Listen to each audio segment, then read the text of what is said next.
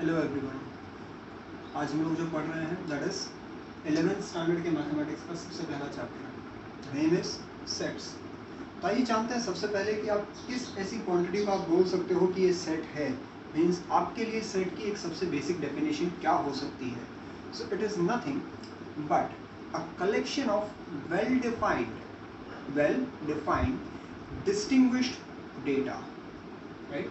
Just see कि अगर मुझे एग्जाम्पल के तौर पर लेना हो तो मैं किस चीज़ को एक वेल डिफाइंड डेटा ले सकता हूँ। लाइक जस्ट सपोज करते हैं कि मैं मंथ्स ऑफ द ईयर की बात करूँ, तो क्या वो डेटा एक वेल डिफाइंड डेटा है? हाँ बिल्कुल है, आप उसे ऑर्गेनाइज करके लिख सकते हैं। अगर मैं और किसी चीज़ की बात करूँ तो कंट्रीज़ इन एशिया, मैं उनकी भी एक लिस्ट प्रिपेयर कर सकता हूँ। उसके साथ साथ like types of plants on earth, right. उसके अलावा oceans on earth, reverse in India, ये सारे कैसे हैं? ये वेल डिफाइंड डेटा है, ऐसे उलझुल हमने डेटा नहीं उठा लिए हैं, right. So such a collection is known as a set. तो अगर बात करते हैं सेट की, तो सेट के ऑब्वियसली कुछ प्रेजेंटेशन करने के तरीके होते हैं, मीन्स जिसे हम बोलते हैं रिप्रेजेंटेशन ऑफ सेट्स। तो आप सेट्स को किस तरह से रिप्रेजेंट कर सकते हैं, ये आइए इस चीज़ में देखते हैं। तो इसके लिए सबसे पहली फॉर्म है वो है रोस्टर फॉर्म, और उससे सेकेंड फॉर्म आती है that is set builder form. तो आइए देखते हैं रोस्टर फॉर्म क्या है। रोस्टर फॉर्म का मतलब ये है, जो ये डेफिनेशन कहती है that in this form we first list all the members of the set within braces and separate these by commas. Definition है, ज़्यादा कुछ समझाती नहीं। जो रोस्टर फॉर्म है उसमें हम लोग क्या करेंगे, we will put all the data in the form of information, right. किस तरह की इंफॉर्मेशन? जैसे अगर मैं लिखूं all natural numbers between 1 to 10, right, तो मैं कैसे लिखूंगा उन्हें? मैं लिखूंगा 1 2 3 4 5 6 7 8 9। ये मैंने लिखा एक डेटा जिसे मैंने ब्रैकेट्स के बीच में रखा है, right. I have listed brackets separated by commas, right. तो हमने क्या किया, हमने सेट के सभी मेंबर्स को विद इन ब्रैकेट्स रखा और उन्हें कॉमा से सेपरेट कर दिया। जो सेकेंड फॉर्म है वो है सेट बिल्डर फॉर्म। अब सेट बिल्डर फॉर्म को आप किस तरह से डिफाइन कर सकते हो? एक सेट बिल्डर फॉर्म को डिफाइन किया जा सकता है इस तरह से। अगर मुझे यही इंफॉर्मेशन यहाँ पे लिखनी हो तो मैं कैसे लिखूंगा? It will be like x, मैंने एक वेरिएबल लिया, उस वेरिएबल को मैंने डिफाइन किया how that x is a natural number, x is a natural number where x is greater than equal to 1 is less than equal to 10। मैंने क्या किया, मैंने इसी इंफॉर्मेशन को, सेम इंफॉर्मेशन को मैंने क्या किया, इस फॉर्मेट में लिखा, जहां ये जो वेरिएबल मैंने डिफाइन किया है, ये वेरिएबल आगे चल के क्या करेगा, मेरे पूरे सेट के हर एक एलिमेंट को सेटिस्फाई करेगा। तो मैंने क्या किया, एक तरह से एक वेरिएबल को एक प्रॉपर्टी के फॉर्म में डिफाइन किया, जो प्रॉपर्टी क्या करेगी, हर एक मेंबर को सेटिस्फाई करेगी। सो this is what a set builder form is all about. इसके बाद आते हैं क्या, टाइप्स ऑफ सेट्स। अच्छा, टाइप्स ऑफ सेट्स ही है ऑलमोस्ट जिसमें पूरा का पूरा हमारा चैप्टर चला जाता है। First one is an empty set, the second one is a singleton set, next one is finite and infinite sets, उसके बाद आते हैं equal sets and equivalent sets. अब ये चीज़ बहुत ध्यान देने वाली है, वो क्या कि equal sets and equivalent sets are not same type, इनमें डिफरेंस है। डिफरेंस किस टाइप का है वो मैं आगे चल के बताऊंगा, पहले हम इन सभी के बारे में थोड़ा थोड़ा इन्फॉर्मेशन ले लेते हैं। एक एम्प्टी सेट कैसा सेट होता है? एक एम्प्टी सेट का मतलब होता है बिल्कुल एक खाली सेट। अब एक बिल्कुल खाली सेट को आप कैसे डिफाइन करोगे? या तो आप एम्प्टी डिफाइन करोगे ब्रैकेट से, या डिफाइन करोगे इससे 5। अब इस एम्प्टी सेट का मतलब क्या है? एक ऐसा सेट जिसमें कुछ भी नहीं है, टोटली एम्प्टी, खाली, there is nothing in it. The second one is a singleton set. एक सिंगलटन सेट का मतलब होता है ये कि उस सेट में इंफॉर्मेशन के नाम पे सिर्फ एक ही एलिमेंट होगा. How many elements? Just one element. वो एलिमेंट कुछ भी हो सकता है, it can be anything, right. वो एक वेरिएबल हो सकता है, वेरिएबल तो क्या ही होगा, वो एक नंबर हो सकता है, वो एक नाम हो सकता है, वो एक जगह हो सकती है. It can be anything but it can only be one element, one single element in the set. After that comes the finite and infinite sets. अपने आप ही अपने आप को डिफाइन करते हैं फाइनाइट सेट्स और इनफाइनाइट सेट्स. एक फाइनाइट सेट का मतलब ये है कि आपको उसके फर्स्ट एलिमेंट से लेके लास्ट एलिमेंट तक सभी एलिमेंट्स का पता है, राइट. जैसे अगर मैं लिखने जाऊँ, मैंने आपको पहले भी एग्जांपल जो दिया था, मंथ्स ऑफ द ईयर 12 है, मैं फर्स्ट मंथ से स्टार्ट करूँगा, एंड मंथ तक जाऊँगा. मेरे सेट में सारे के सारे एलिमेंट्स मुझे पता है, इवन द लास्ट एलिमेंट. इसके अलावा और मैं क्या ले सकता हूँ, जैसे मैंने ये वाला सेट लिया जिसमें मैंने नेचुरल नंबर्स लिखे 1 to 10, ठीक है, यहाँ पे 1 to 9 लिखे हुए, 1 to 10, 1 to 9, तो ये मैंने लिखे नेचुरल नंबर्स. इनफाइनाइट सेट क्या होगा कि अगर मैं यहाँ जो लिखा हुआ ना, ये जो इंफॉर्मेशन है मैं इसे हटा दूँ, मीन्स जो कैप है लास्ट एलिमेंट पे वो हट जाए. जैसे मैं शुरुआत करूँ 1 2 3 4 5 6 और ये चलता ही चला जाए, ये रुके ही ना. तो ऐसे केस में क्या होगा, आपको फर्स्ट एलिमेंट पता है बट आपको लास्ट एलिमेंट पता है क्या होगा? नहीं, you have no idea about it. So that becomes an infinite set, right. Next comes the equal sets and equivalent sets. एक इक्वल सेट और एक इक्विवेलेंट सेट में क्या डिफरेंस होता है मैं बताता हूँ आपको. एक बार इसे क्लियर कर ले हम लोग.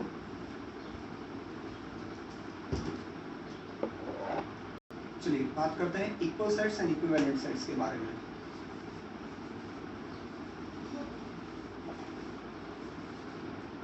इक्वल सेट्स एंड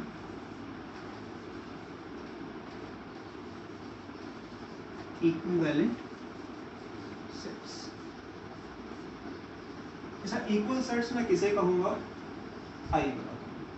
जैसे मैं एक सेट डिफाइन करूँ A where it is 1 2 3 4 5 6. मैं एक और सेट B डिफाइन करूँ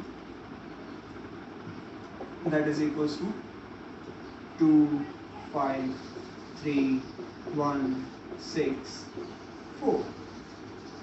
मैं एक सेट C भी डिफाइन करता हूँ जो क्या है A B C D E F. अब जरा इन तीनों सेट्स को हम ऑब्जर्व करके देखते हैं. जो पहले दो सेट्स हैं, अब जरा देखिए इनमें कितने एलिमेंट्स हैं, 1 2 3 4 5 6. इसमें भी कितने हैं, 1 2 3 4 5 6. मीन्स इन दोनों में नंबर ऑफ एलिमेंट्स कितने हैं, 6. और हर एक एलिमेंट सेम भी है. इसका ओरिएंटेशन भले ही अलग हो लेकिन इसका हर एक एलिमेंट इसके हर एक एलिमेंट के इक्वल है.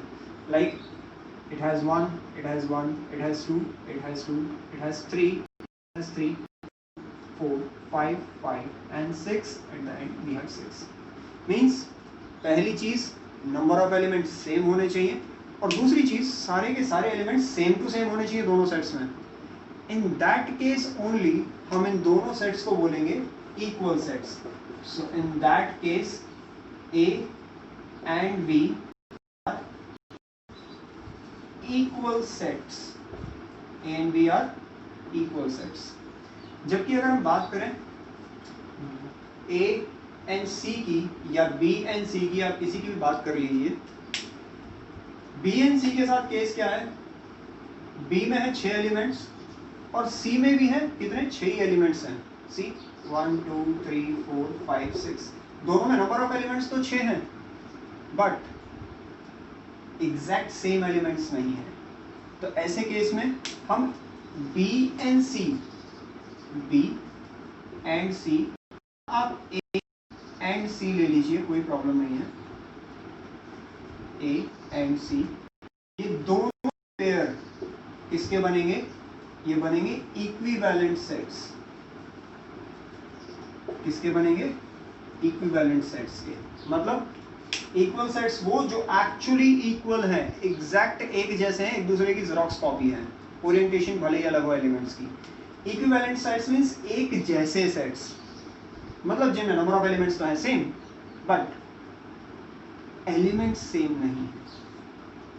इसका मतलब ये कि for equal sets A is equals to B, exact set is equals to set, while for equivalent sets n of A is equals to n of C या n of B is equals to n of C,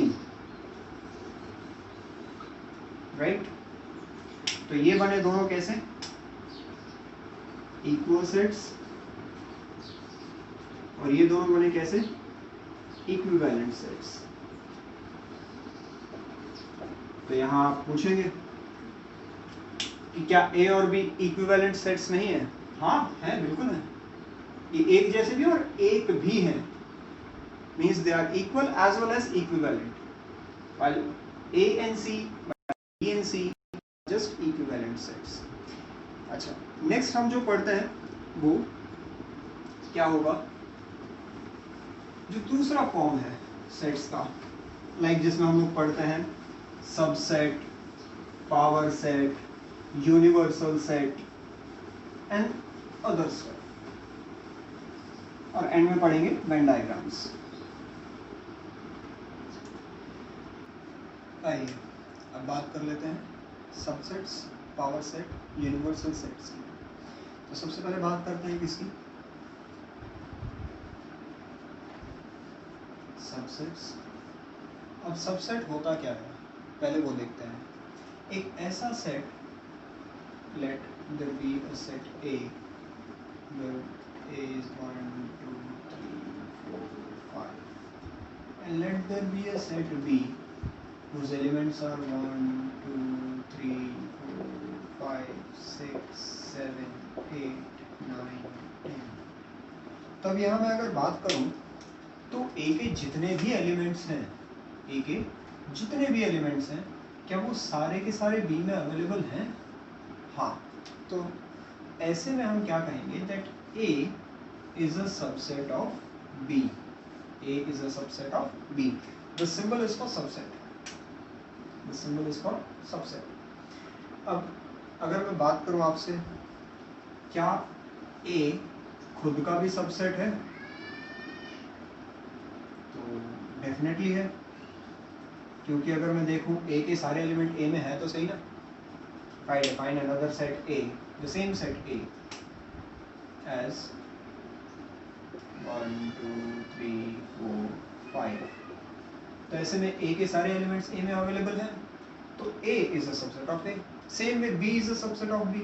तो हर set खुद का subset भी होता है, and obviously A is a subset of B हमेशा, क्योंकि जो छोटा सेट है अगर उसके सारे एलिमेंट्स B में अवेलेबल है तो एक बड़ा set B always act as the parent set for the smaller one. So the smaller one always acts as the subset of the bigger one. अब बारी किसकी आती है? एक ऐसा केस लेते हैं that A is equals to 1 2 3 4 5 7 and B is what? 1 2 3 4 5 6 8 9 10। अब जरा यहाँ ध्यान से देखो तो A में है 1 2 3 4 5 7, B में 1 है 2 है 3 है 4 है 5 है, but B doesn't have 7। B में 7 तो है ही नहीं। तो ऐसे केस में A is not a subset of B। जब A का एक भी ऐसा एलिमेंट होगा जो B में नहीं अवेलेबल होगा तो ऑब्वियसली आप उसे बोल ही नहीं सकते that A is a subset of B. So this symbol is called a subset, this or not a subset. Are we clear with this? Let's move to the next thing, that is the power set. अच्छा, एक चीज उससे पहले समझ लेते हैं कि एक सेट के सबसेट्स कितने पॉसिबल हैं। ये तो मैंने आपको ये बताया कि A is a subset of B, लेकिन अगर मुझे A के ही खुद के सबसेट्स निकालने हो तो गाइस जरा देखते हैं आइए। जैसे मैं अगर एक सेट लूँ, late a set be A which has elements 1 2 3, तो ऐसे में मैं इसके सबसेट्स कैसे निकालूंगा? तो इसमें सबसे पहला सबसेट आता है एक नल सेट। सबसे पहला सबसेट कौन सा आता है? एक नल सेट। नल सेट का मतलब क्या है? जैसा हम पहले देख चुके हैं, which has nothing in it। तो ऑब्वियसली एक ऐसा सेट जिसमें कुछ भी नहीं है तो वो ऑब्वियसली इसका सबसेट हो सकता है। There is a possibility about it. The next one is all the singleton sets 1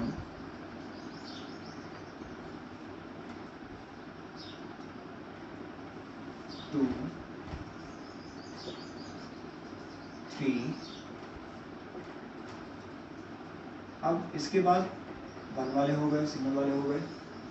then comes 1 2 2 3 1 3।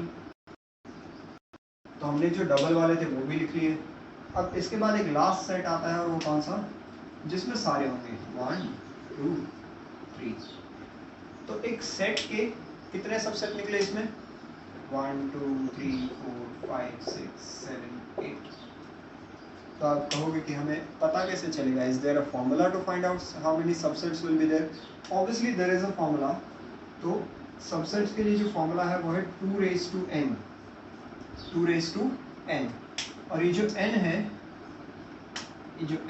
That is number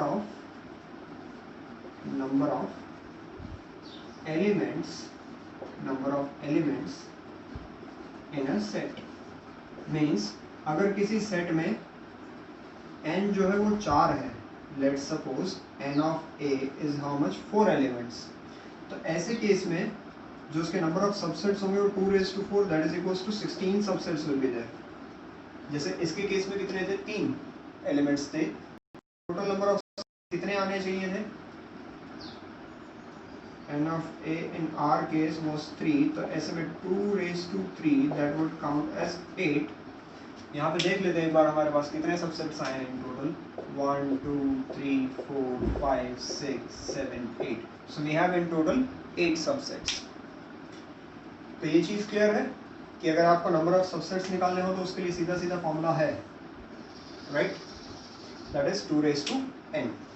अब इसके बाद नेक्स्ट जो हमारी चीज़ है वो है पावर सेट। अच्छा, पावर सेट हम अभी समझ ही लेते हैं, डायरेक्टली यहीं से समझ लेते हैं। Power set is nothing but the collection of all the subsets of an element. No, not an element, of a set. All the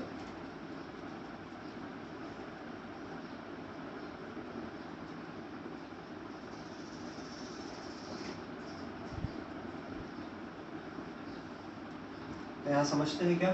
power set. अभी जितने भी सारे सबसेट्स हैं इनसे मैं एक पावर सेट तैयार करूंगा। पावर सेट ऑफ ए का पावर सेट। और वो क्या होगा? वो होगा एक ऐसा सेट जिसमें सारे के सारे सबसेट्स होंगे।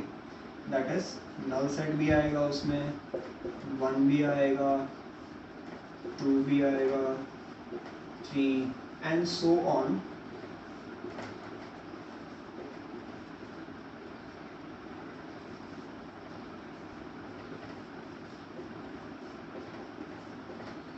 वो तो है ही, 2 3, right? And other than that 1 2 3। तो इन सब को मिला के जो हमारे पास फाइनल सेट आया that becomes the power set. अब पावर सेट में जो नंबर ऑफ एलिमेंट्स हैं उनके लिए भी सीधा सीधा फॉर्मूला है। तो अगर आप n ऑफ पावर सेट निकालना चाहते हो तो formula stays the same, that is 2 raise to n। क्यों? क्योंकि इसमें और क्या है? एलिमेंट्स वही तो हैं जो सारे के सारे सबसेट्स थे। और अगर ये सबसेट्स निकालने का फॉर्मूला 2 रेज़ टू n है तो इसके एलिमेंट्स निकालने का भी फॉर्मूला वही रहेगा, 2 raise to n। So we have straight away formula for finding out the number of elements in a power set, that is 2 raised to n। So here sum of the power set। अब जो last चीज़ sets के अंदर बची है other than Venn diagrams of course, that is a universal set.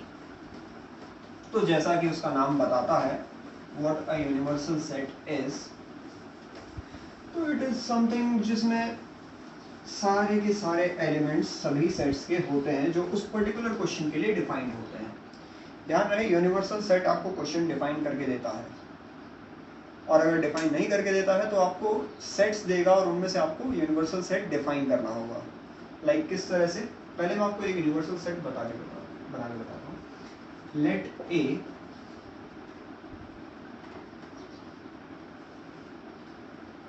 is 1 2 3, let b is equals to 3 5 7 9, let c is equals to 2 4 6 8, let d is equals to 1 2 3 9 10। चलिए, ये हमारे पास चार सेट्स हैं, set A, set B, set C and set D. अब मुझे एक universal set बनाना है। अब यूनिवर्सल सेट के लिए मैं क्या करूँगा, मैं इन सभी सेट्स के एलिमेंट्स को मर्ज कर दूंगा। दैट मीन्स मैं इन सभी का क्या लूँगा, यूनियन। तो अगर मैं इनका यूनियन लेता हूँ तो जो हमारे पास फाइनल सेट आएगा दैट इज यूनिवर्सल सेट, वो क्या होगा 1 2 3 4 5 6 7 8 9 10। एक ऐसा सेट जिसमें इन सभी सेट्स के एलिमेंट्स मौजूद हैं।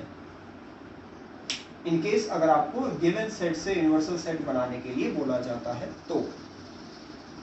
अगर हम दूसरा केस लें तो आपको ऑलरेडी अगर एक यूनिवर्सल सेट डिफाइंड है, लाइक मैं इस तरह का सेट ले लूँ, instead of just being this much मैं इसे फाइनाइट की जगह इनफाइनाइट सेट ले लेता हूँ and let it keep on going. तो ऑब्वियसली जितने भी नेचुरल नंबर हैं वो सारे के सारे इसमें इंक्लूडेड हैं। तो आप जितने भी सेट्स बनाएंगे जो उस पर्टिकुलर क्वेश्चन में होंगे about this universal set, be it anything, like let it be any A which has 100 200 300 400, तो ये सारे के सारे एलिमेंट्स इस यूनिवर्सल सेट में अवेलेबल हैं। अगर मैं एक दूसरा सेट डिफाइन करता हूँ B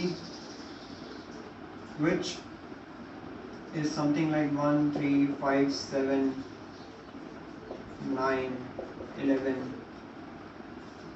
इसके एलिमेंट्स भी इसमें हैं। So this is how a universal sets act, means वो एक तरह से एक पेरेंट सेट की तरह वर्क करता है for all the given sets. Clear? The now last thing to study, अब वेन डायग्राम्स समझने से पहले हमें समझना होगा सेट्स के यूनियन इंटरसेक्शन को। ठीक है, तो सबसे पहले हम बात करते हैं यूनियन ऑफ अ सेट। जैसे अगर मैं एक सेट लूँ that is 1 2 3 4 5 6 7 8, and let us take B which is 1 3 5 7 9 11, let us take 13 2। तो यहाँ पे दो सेट्स हैं जिनमें कुछ एलिमेंट्स हैं। अब इन सेट्स की अगर बात करूँ तो इन्हें मैं मर्ज कर रहा हूँ। if I'm merging them, if I'm going for A union B, now this is the symbol for union, U is the symbol for union।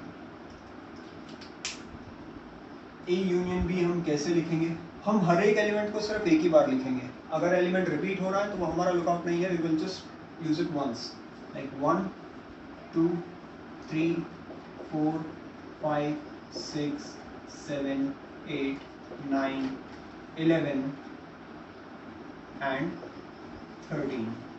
हमने किसी भी एलिमेंट को रिपीट नहीं किया, हमने क्या किया, बस इन्हें मर्ज कर दिया।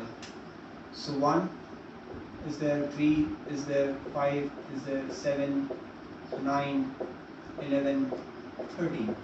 एंड सेम वे अपर में अगर मैं देखूँ 1 2 3 4 5 6 7 8, तो 1 2 3 4 5 6 7 8 सारे एलिमेंट्स हैं. So this is how we go for the union. इसी का एक और वर्जन है, that is not just this one, intersection version. अब इंटरसेक्शन वर्जन का मतलब क्या होता है? इंटरसेक्शन मीन्स जो दोनों में कॉमन है हम सिर्फ उन्हीं को लिखेंगे. So the common elements in both the sets is 1 is there, 3 है, 5 है, 7 है. सिर्फ यही है जो कॉमन है. सो this is how intersection is represented, right. अब इन्हीं दोनों चीज़ों को, एक और चीज़ है, चलो उसको भी देख लेते हैं. There is one more thing, one is b minus a, the other a minus b. अब b माइनस a का मतलब क्या है? सेट b में से सेट a के जितने भी एलिमेंट्स हैं मैं उन्हें निकाल दूँ. मीन्स वो एलिमेंट्स जो सेट b में तो हैं बट वो हैं किसके?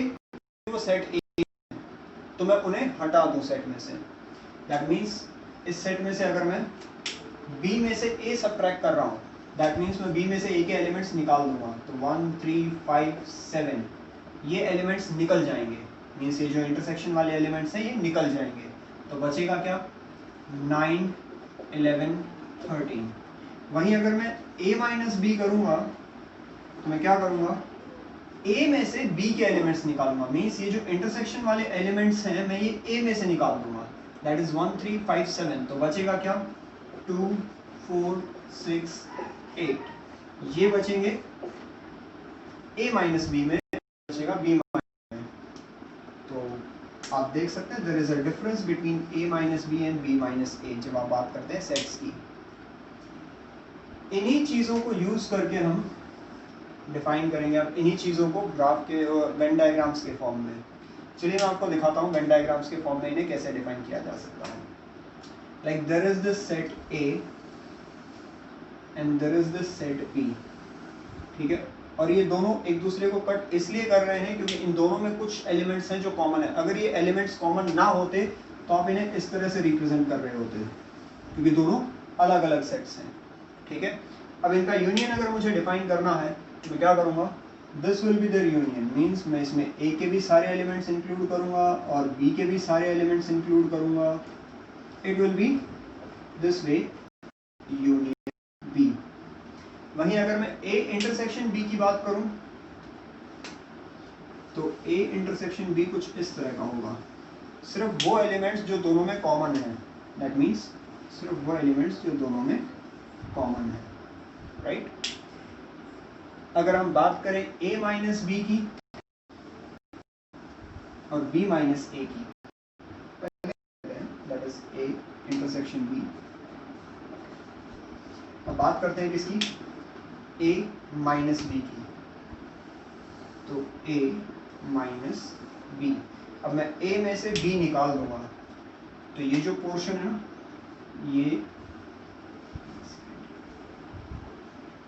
ये पोर्शन बचेगा फॉर a माइनस बी. मैंने ये वाला पोर्शन इंक्लूड नहीं किया है, दिस वन इंटरसेक्शन पोर्शन, क्योंकि यही तो हमने यहाँ पे एलिमिनेट किया था. This one is for a minus B, this one is a minus b, even here this one is a, this one is b, a b. वहीं अगर हम बात करें किसकी? माइनस a, तो b माइनस a को अगर आप रिप्रेजेंट करना चाहते हैं तो वो कुछ इस तरह से रिप्रेजेंट किया जा सकता है. लाइक b में से मैं a वाला जो पार्ट है वो निकाल दूँ. मीन्स वो जो इंटरसेक्शन पोर्शन है वो एलिमिनेट हो जाएगा. So the remaining part will be the part of b minus a. So what minus a looks like, a b. आप देख सकते हैं टोटल a minus b और b minus a. This one is a union b and this one is a intersection b. का हम utilisation करेंगे for Venn diagram questions, right. तो फिलहाल के लिए इस वीडियो में इतना ही. आने वाली वीडियोस में हम लोग बात करेंगे एक्सरसाइज क्वेश्चंस की, जो हम एक्सरसाइज वाइज डिस्कस भी करेंगे, सॉल्व भी करेंगे यहीं बोर्ड पे ही. ठीक है, अभी के लिए हमने जो डिस्कस किया है आज वो क्या है, वो है चैप्टर का ओवरव्यू, हम चैप्टर में क्या क्या पढ़ने वाले हैं और उनके बेसिस पे हम किस तरह के क्वेश्चंस को टैकल करेंगे। जैसे जैसे क्वेश्चंस आते जाएंगे चैप्टर की क्लैरिटी आपके लिए और ज़्यादा अच्छे से बढ़ती चली जाएगी। So will see you in the next video, till then